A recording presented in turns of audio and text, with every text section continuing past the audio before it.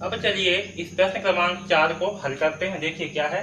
गोलाकार शीशे के एक बर्तन की बेलनाकार गर्दन 4 सेंटीमीटर है, लंबी 4 सेंटीमीटर लंबी एवं 2 सेंटीमीटर व्यास वाली है। ओके। गोलाकार भाग का व्यास 6 सेंटीमीटर है, तो उसमें भरे हुए पानी की मात्रा ज्ञात कीजिए। तो चलिए सबसे पहले हम जो है इसका डायग्राम बना लेते हैं ताकि आपको समझ में आए कि प्रश्न में क्या बोला है।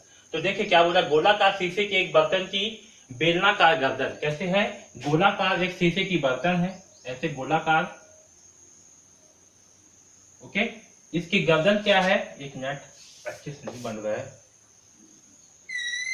हाँ, ऐसे गोलाकार क्या है, एक बर्तन है। इसकी बेलनाकार क्या है, इसकी बेलनाकार गर्दन है, यानी कि इस प्रकार से इसका गर्दन है। ठीक है। अब देखिए इसमें क्या बोला, इस प्रकार की गर्दन है बेलनाकार। तो इसकी लंबाई कितनी है, इसकी लंबाई है ये 4 सेंटीमीटर। ओके। और ये ऐसे है 4 सेंटीमीटर लंबी एवं 2 सेंटीमीटर व्यास वाली है। इसके व्यास कितनी है, ये व्यास यानी कि ये इसकी 2 सेंटीमीटर है। ठीक। फिर क्या बोला है कि जो गोलाकार भाग का व्यास है, जो गोलाकार वाला भाग है ये, इसका व्यास कितनी है, इसका व्यास है 6 सेंटीमीटर। ठीक है। तो हमें जो है इसमें भरे हुए पानी की मात्रा ज्ञात करनी है, यानी कि इस बर्तन का क्या करना है, हमें आयतन निकालना है पूरे बर्तन। ठीक है। तो इस आकृति को हम क्या करेंगे, 2 भाग में बांट लेंगे। सबसे पहला भाग, एक तो आपका ये आपका गोला वाला भाग होगा और ये जो है आपका एक बेलन वाला भाग होगा, है ना। तो इसे हम 2 भाग में बांट लेंगे, एक गोला और एक बेलन में। ओके। तो चलिए इस प्रश्न को अब हल करते हैं। तो देखिए हमें इस प्रश्न में क्या दिया है। तो प्रश्न में हमें जो है दिया है इस बेलनाकार गर्दन की लंबाई, है ना, यानी कि इस बेलन की लंबाई।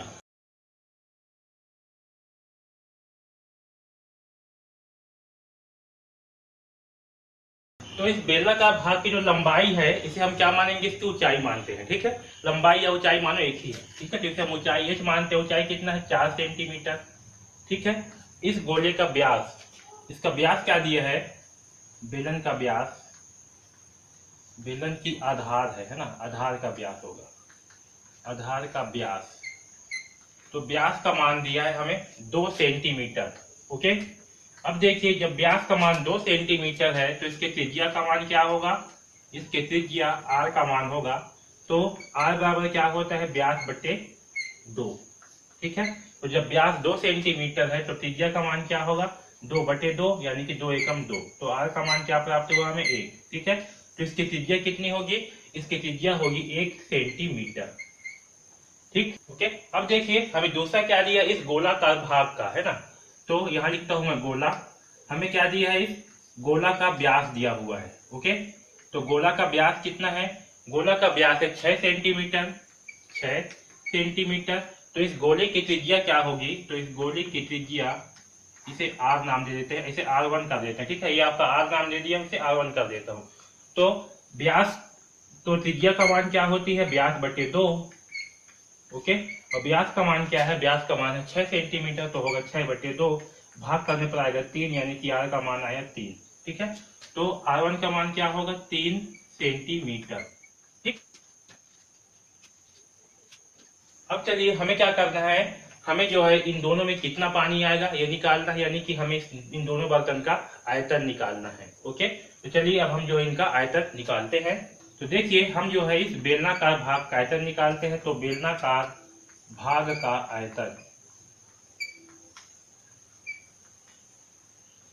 ओके। तो बेलन के आयतन का फार्मूला क्या होता है, पाई आर स्क्वायर एच। ओके। हम जो है इस फार्मूले पे इन सारे मानों को रख देते हैं। तो पाई, पाई को पाई ही रहने देते हैं। आर का मान क्या है, तो इस बेलन के लिए आर का मान है 1, तो यहाँ होगा 1 का वर्ग इंटू ऊंचाई एच कितनी है, तो एच है 4। ठीक है।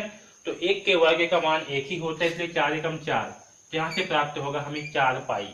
ठीक है। अब चलिए इस गोले का आयतन निकालते हैं। तो गोले का आयतन, गोले के आयतन का फार्मूला क्या होता है, 4 बटे 3 पाई आर स्क्वायर। गोले के आयतन का फार्मूला होता है 4 बटे 3 पाई आर की पावर 3। ओके। इस फार्मूले पे हम सारे मानों को रख देते हैं। तो यहाँ होगा 4 बटे 3 पाई, आर का मान क्या है, तो आर का मान है इस गोले का 3, तो यहाँ होगा इंटू 3 की पावर 3। ओके, तो देखिए यहाँ पर इसे हम क्या लिख सकते हैं, इसे हम लिख सकते हैं 4/3 पाई इंटू 3 तो यहाँ से क्या होगा, एक 3 से एक 3 हो गया कैंसल, तो 3 × 3 = 9, 9 × 4 = 36। तो हमें क्या प्राप्त हुआ,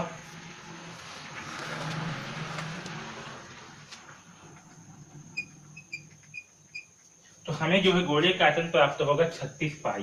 कितना आएगा, 36 पाई।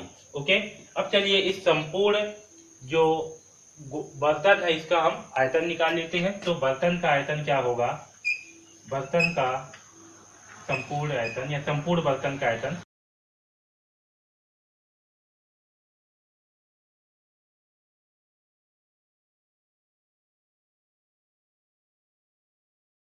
तो इस बर्तन का आयतन क्या होगा, बेलन का आयतन प्लस गोला का आयतन। ओके, तो देखिए यहाँ से बेलन का आयतन कितना है, बेलन का आयतन है 4 पाई, तो होगा 4 पाई प्लस गोले का आयतन कितना है, तो गोले का आयतन है 36 पाई, तो ये होगा 36 पाई। तो दोनों को जोड़ करके कितना आएगा, तो ये होगा 40 पाई। ओके, ठीक, तो इसका आंसर क्या होगा, यानी कि इस गोले का, इस बर्तन का आयतन, तो बर्तन का आयतन होगा 40 पाई घन सेंटीमीटर। ओके, घन सेंटीमीटर। हम आयतन को हमेशा घन में लिखते हैं, तो यहाँ पर घन लगाया गया। जो आपके बुक है उसमें आंसर जो है गलत दिया हुआ है, सही आंसर क्या होगा, 40 पाई होगा। ओके, तो इसे याद रखना। इस प्रकार से हम इस चौथा प्रश्न को हल करेंगे। ओके।